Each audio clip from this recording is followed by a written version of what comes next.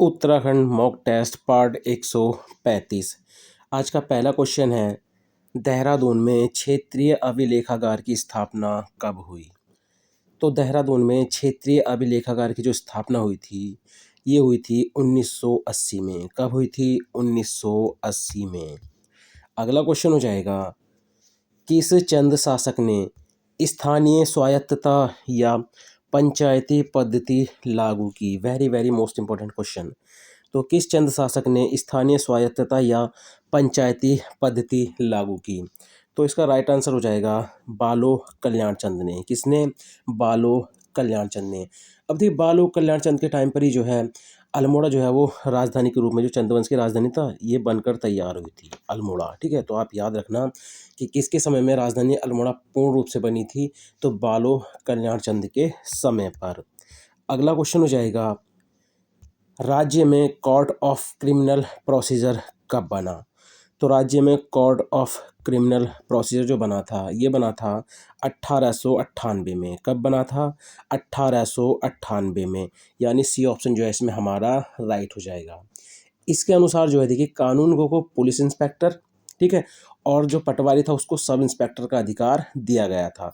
तो क्वेश्चन आपसे कर सकता है कि किसके तहत जो है, मतलब किस नियम, या कह सकते हैं कि किस प्रोसीजर के तहत जो है कानून गो को पुलिस इंस्पेक्टर और पटवारी को सब इंस्पेक्टर का अधिकार दिया गया था। तो ये था कोर्ट ऑफ क्रिमिनल प्रोसीजर 1898 के तहत। ठीक है, 1898 के तहत। तो इस पॉइंट को आप जरूर याद रखना।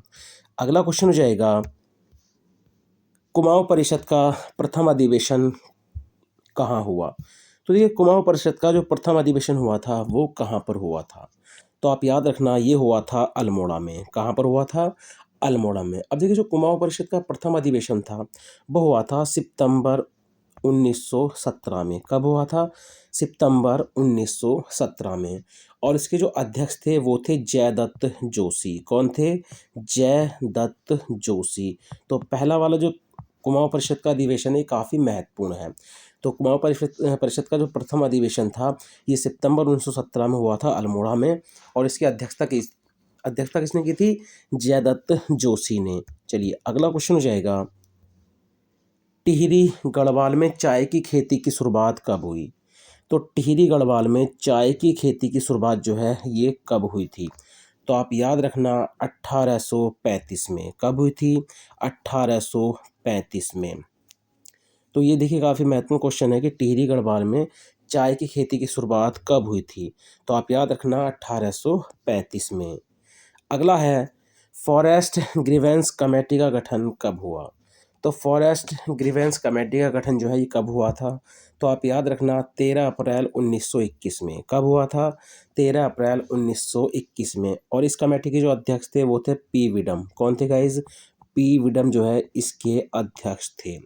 उद्देश्य क्या था इसका, फॉरेस्ट ग्रीवेंस कमेटी का?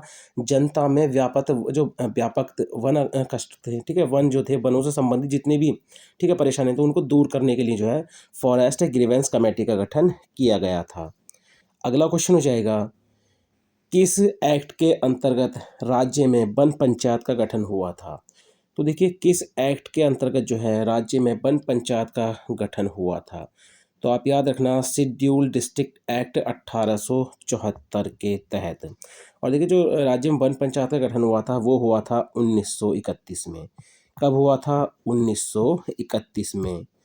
अगला क्वेश्चन हो जाएगा, तराई क्षेत्र में कुमाऊं भावर खेतिहार न्यास निधि का गठन कब किया गया? तो तराई क्षेत्र में कुमाऊं भावर खेतिहार न्यास निधि का गठन जो है ये कब किया गया था?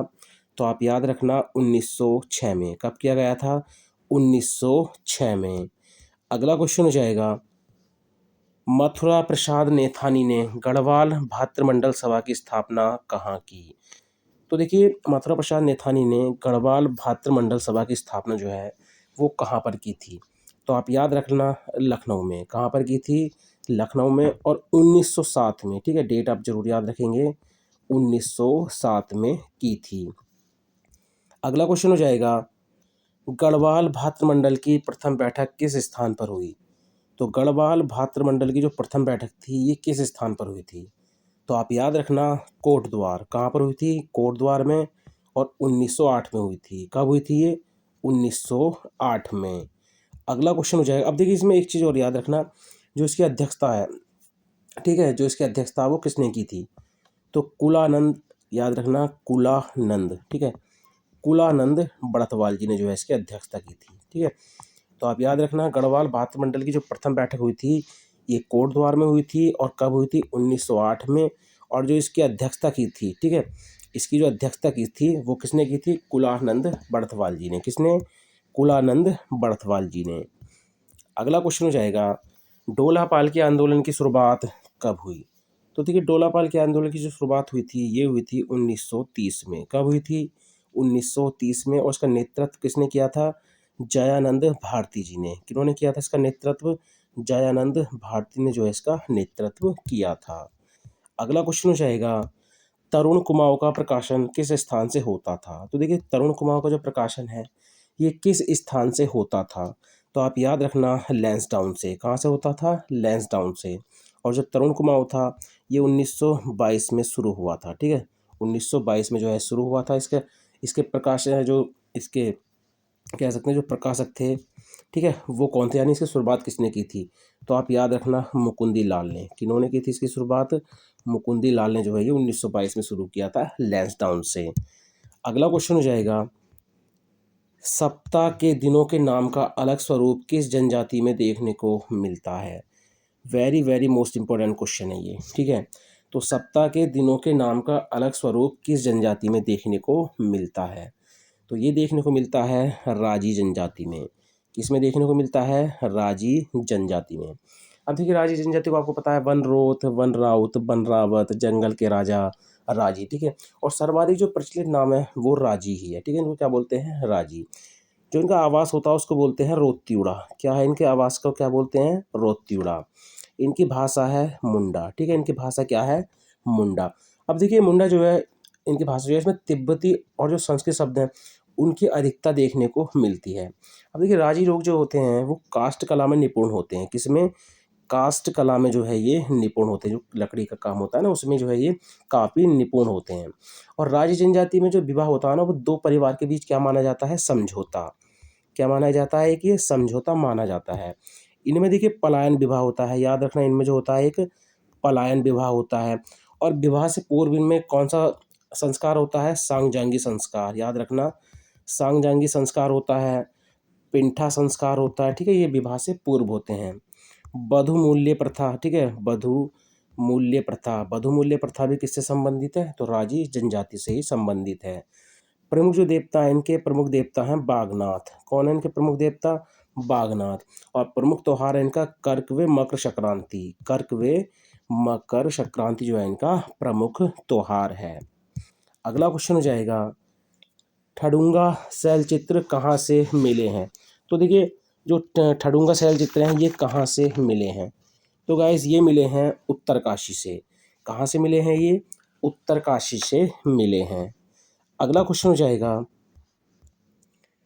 पौड़ी में इंद्रमणि बडोनी ने आमरण अनशन कब शुरू किया?